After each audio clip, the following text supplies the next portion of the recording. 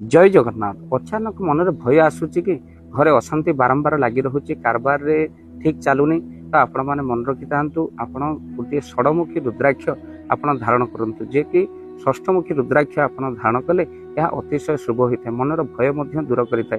जदि आप रुद्राक्ष नापी चाहते स्क्रीन में चलता नंबर आप फोन करें ओरिजिनल रुद्राक्ष आपण पाखे पहुंची जीव।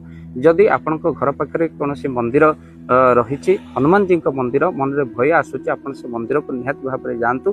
4टी लेंबू हनुमान जी पाद तले छुआई दे जो लोक भय करुच्ची पिला चिचिरी होता मुंड तले आप रखी दिखाँ अतिशय शुभ फल मिलता है आपणकर बा ये भय दूर हो जाए। खाली से नुह गोटा पान नड़िया जब हनुमान को समर्पण करती घर में आसुवा आग को महाविपत्ति दूर होता है क्यारियर ठीक ठाक रही है। खाली से नुहे घरे सुंदरकांड हनुमान जी पूजा अर्चना कले आपणकर नाश हो रोग हरे सबकेरा जपत निरंतर हनुमान आग को आसवा महाविपत्ति घर समस्त रोग दूर होता है। जदि आपण घरे सुंदरकांड हनुमान जी पूजा करने चाहते ये नंबर आप कॉल करेंगे टीम सब पहुंचे आपण घरे हनुमान जी पूजा करने आ सुंदरकांड पाठ करने थे कर देखु चमत्कार फल मिलूचे कलिजुग जीवंत ठाकुर होती हनुमंत महाराज। जय जगन्नाथ।